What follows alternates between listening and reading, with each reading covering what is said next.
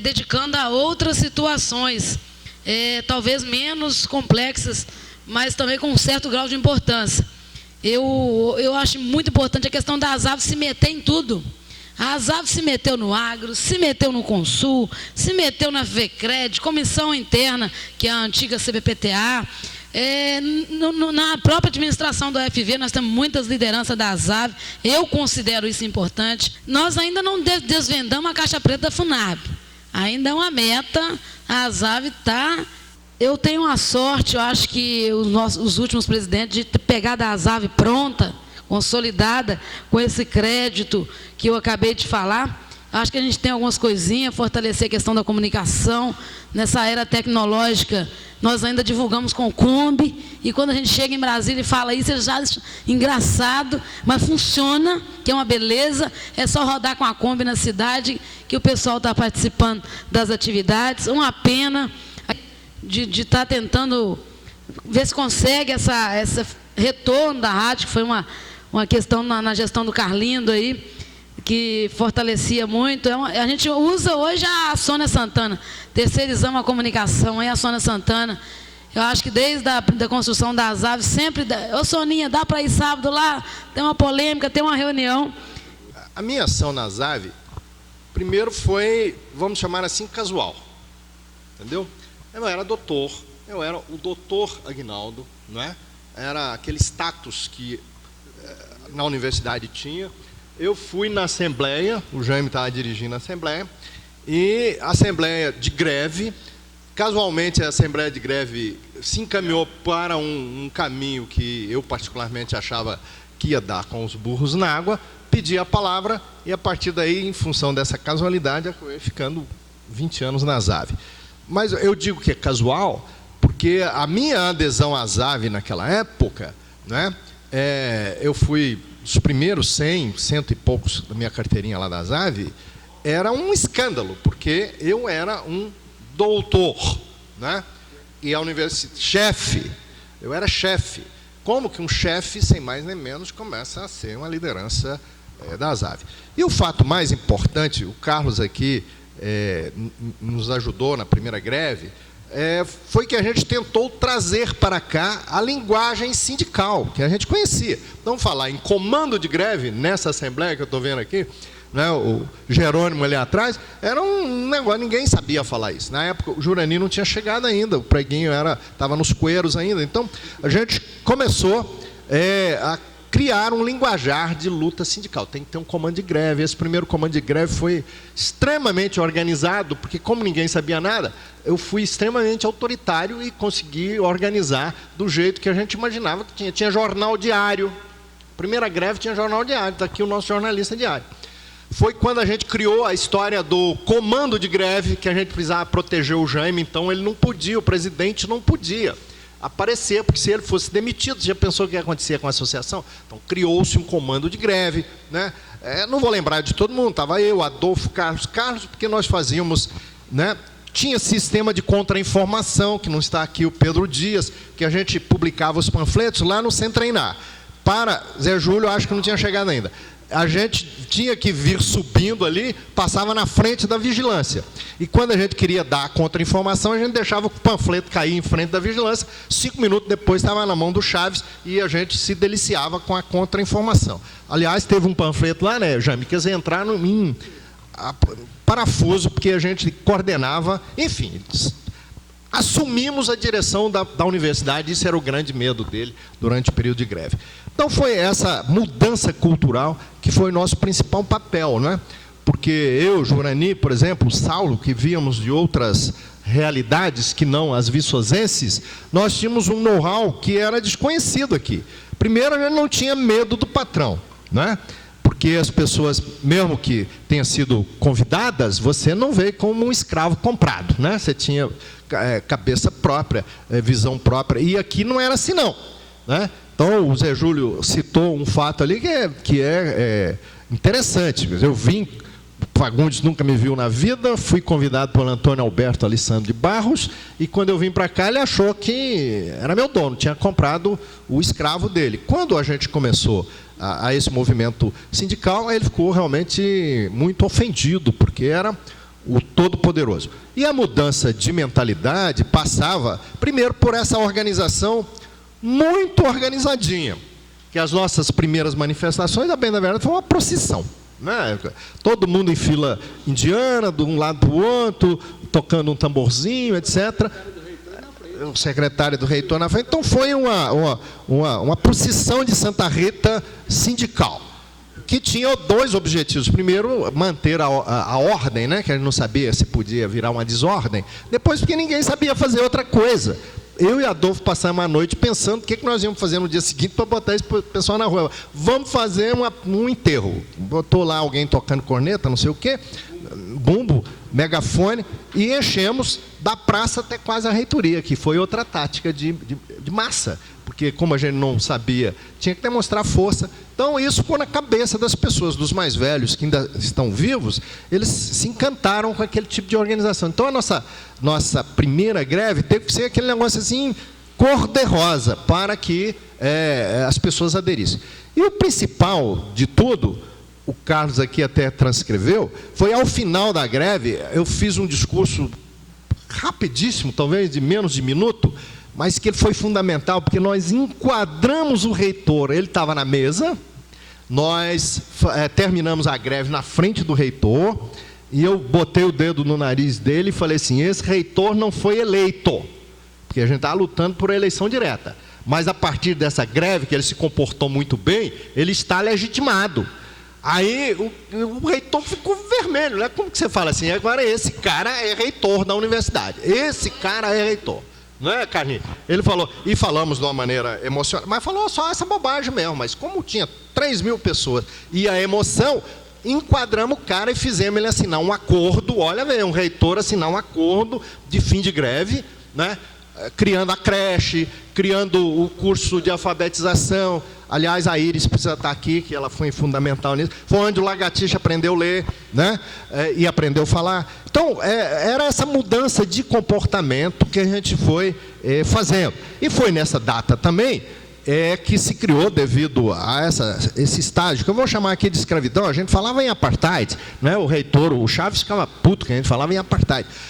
Que se criou aquele famoso slogan, sem os braços na cabeça não faz, porque a gente queria mostrar que sem o funcionário, a universidade não andava.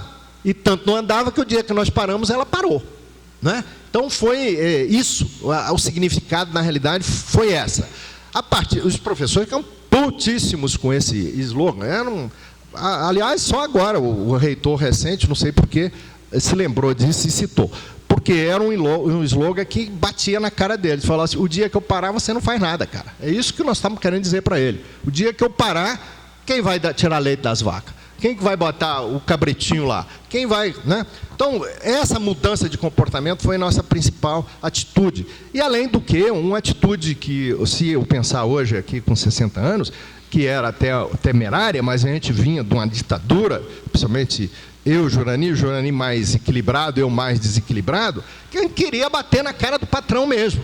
Né, Saulo? O Saulo não era mais do meu lado aí. A gente tinha que exemplarizar o cara. Batia e aguentava. Batia e aguentava. Haja vista que o dia que nós descobrimos que ia ser demitido, né? O cara falou para mim, ó, você vai ser demitido, maneira aí. Falou, se eu vou ser demitido por A, eu vou ser demitido pelo alfabeto inteiro. Aí sim que nós começamos a meter pau, mas aí pesado mesmo, né? Pesado mesmo, porque já está demitido mesmo. Então, essa que eu estou chamando hoje de temeridade, né? Mas essa coragem de colocar a vida a serviço deles, porque era a vida. Se o Juranino tivesse tido a brilhante ideia de pedir a Zave para pagar meu salário e a Zave ter topado, eu tinha desaparecido do mapa. Então, era a vida que estava colocada ali. Né? Então, isso que foi importante. E minha ação realmente importante terminou no dia que eu fui demitido, porque eu não podia fazer mais nada.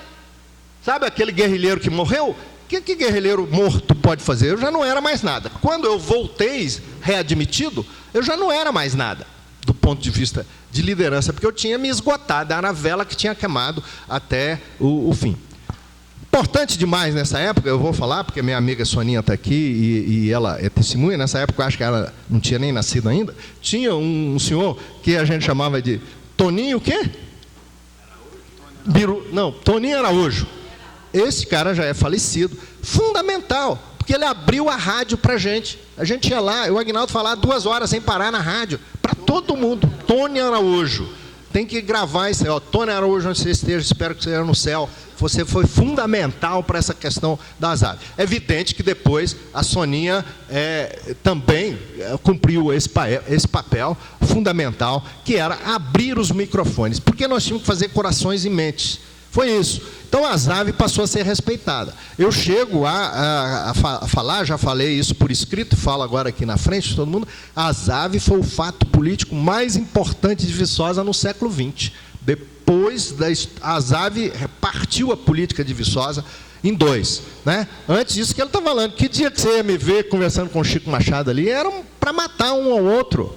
Né? Quando eu retornei, em 93, se não me engano, né? Primeiro eu tive que mostrar que eu era um ótimo e exemplar funcionário, porque achavam que todo mundo que mexia com o sindicato era vagabundo. Então, eu peguei como tarefa a história de construir aquela biblioteca e ganhei uma placa de um adversário.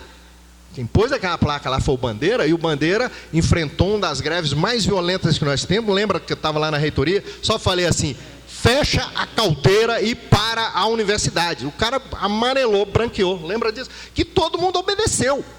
Aí ele olhou assim, branqueou, senta na mesa que nós vamos negociar. Então isso foi, vamos dizer assim, esse exemplo que a gente colocou. Todo mundo, na demissão minha, de Zé Júlio, etc., que nós fomos os escolhidos, mas o papel de preguinho é fundamental. A Assembleia, que estava rachada em 2, tinha nego armado, pau, etc., quem manteve o equilíbrio da Assembleia foi preguinho, que tremia que nem a vara verde, tomou o microfone, porque era ato de coragem, cara. Tinha um cara lá, não vou citar o nome dele, porque é meu amigo hoje, armado, que queria nos pegar. Chico Machado estava lá, né? Então, lembra daquele negócio todo? Era a hora de amarelar. E quem não deixou amarelar foi preguinho, porque era mais irresponsável do que todo mundo. Eu já estava demitido, já estava não sei o quê, etc. Então, esses fatos são fundamentais para alinhavar o seguinte: a ZAV foi uma construção coletiva. Todo mundo que esteve lá, e o feitiço, todo mundo que esteve lá, naquela época, se complementava em termos de personalidade. Por exemplo, Jaime eu brigava com o Jaime direto, mas a personalidade do Jaime era fundamental. Eu não tinha a liderança que o Jaime tinha, especialmente entre os operários, que era que se chamava naquela época. Eu era um doutor, cara. Né? Nunca puni ninguém, pode olhar aí, o funcionário meu não vai dizer isso, mas eu era o chefão, eu era o cara, depois do prefeito, era o seguinte. Então, como que o dito operário tinha um medo de você, te chamava de doutor, né? E depois passou a chamar de Aguinaldo, e etc. Então, essa mudança de comportamento foi fundamental. Depois que eu saí da universidade, fui demitido, etc., eu fiquei 3 anos full time na ZAV. Não vou nem lembrar disso, foi direto, tem documentos lá. Quando eu retornei, nós tínhamos também criado do sindicato uma liderança política alternativa. Já tinha elegido a Rosângela do PT, a famosa Rosângela do PT. Né? Eu não era do PT, quem me levou para o PT foi o Saulo, numa circunstância, inclusive, da gente tentar disputar com o Fagundes, uma prefeitura, sei lá o que era. Então a gente entrou assim para rachar, e depois eu fui eleito vereador.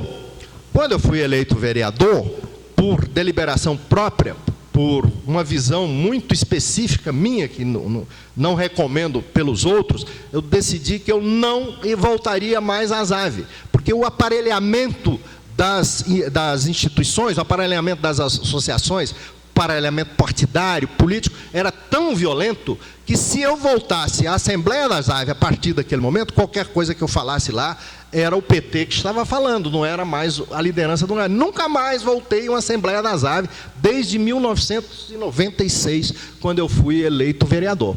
Porque eu, particularmente, sou frontalmente contra o aparelhamento de qualquer tipo de organização, por qualquer tipo de ideologia, por qualquer tipo de motivo.